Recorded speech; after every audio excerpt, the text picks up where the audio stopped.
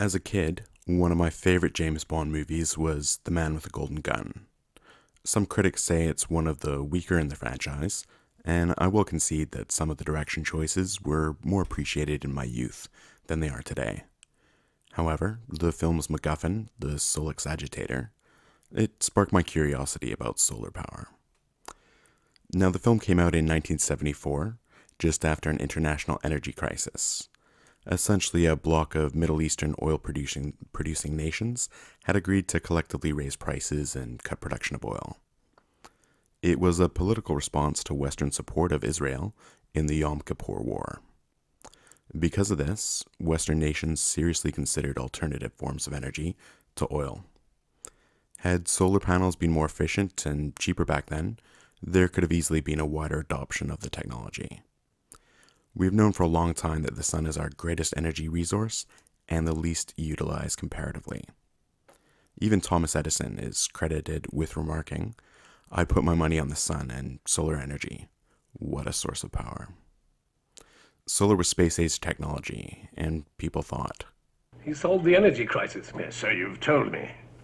Coal and oil will soon be depleted. Uranium's too dangerous. Geothermal and tidal control too expensive. I know all that. okay, we're 44 years on. Where are we today? The price of gas is generally increased, and there's even talk of a new oil embargo for BC. But what about solar power? The price has definitely gone down per watt, and that's generally how we measure it. But what about adoption? Has that increased?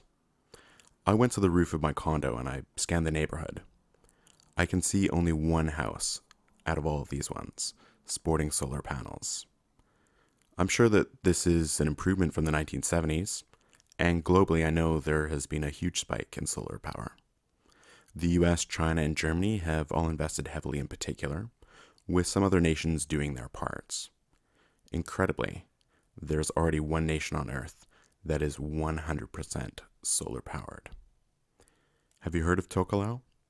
It's a group of 3 tiny atolls in the Pacific Ocean.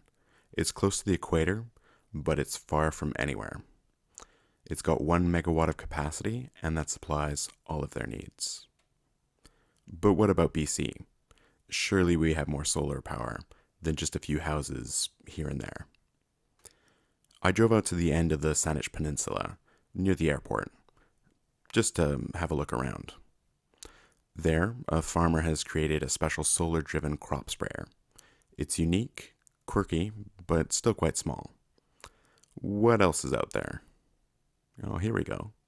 A solar-powered pedestrian crosswalk. That's smart. They don't need to tie into the electrical grid. Let's see what's around the corner here. The District of North Saanich has installed solar panels and a battery backup system at their municipal hall. It looks like each panel can put out a peak power of 260 watts. They have 40 panels in total. That's 10.4 kilowatts, under ideal conditions, of course. This should run a few electric toothbrushes. I'm sure it would power some other essential systems too. So this is looking better. I think the main idea behind this project is to keep the municipal hall running if there's ever an extended power outage, say if there was a major natural disaster. If we go to a different stretch of coastline, the Souk Nation has been a shining example for communities looking to utilize solar technology. They've installed 75 kilowatts of solar panels, as well as some solar water heating. They completed this impressive feat way back in 2009, and it's served as an example for sustainable living and remote communities ever since. In addition, many of the local band members participated in the construction and learned new skills along the way. This installation was actually the largest in the province for a whole number of years. They are proud of what they have accomplished and seem to be willing to share their story.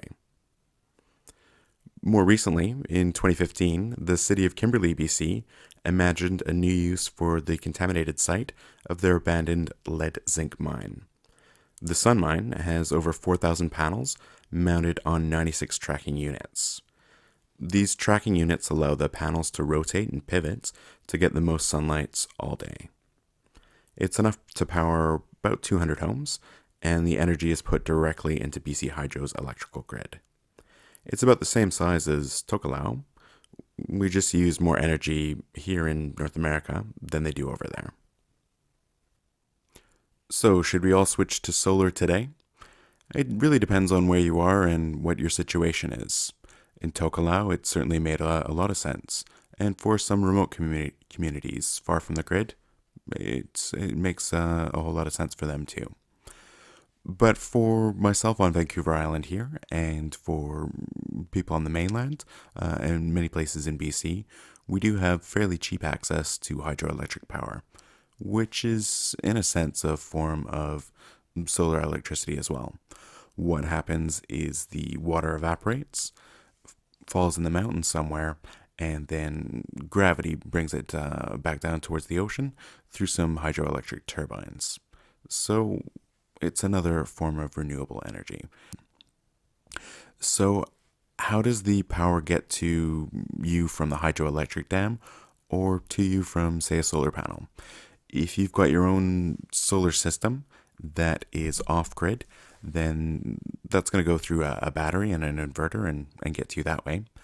If you're connected to the grid, or you've got a grid tie system where your solar panels are actually feeding back into BC Hydro's grid, what's going to happen there is at some point it's going to go through a distribution station like the one I'm about to show you. So I'm here at the Horsey substation on southern Vancouver Island. It delivers electric power to about 74,000 customers, including myself. It gets 230,000 volts delivered to it from the electrical grid, and it uses these large transformers just on the other side of the fence here to step that down to more reasonable voltages for delivery around the neighborhood, just several thousand volts. From there, you'll notice either pad-mounted transformers on concrete pads, or if you look up on telephone poles, you'll notice some pole-mounted transformers.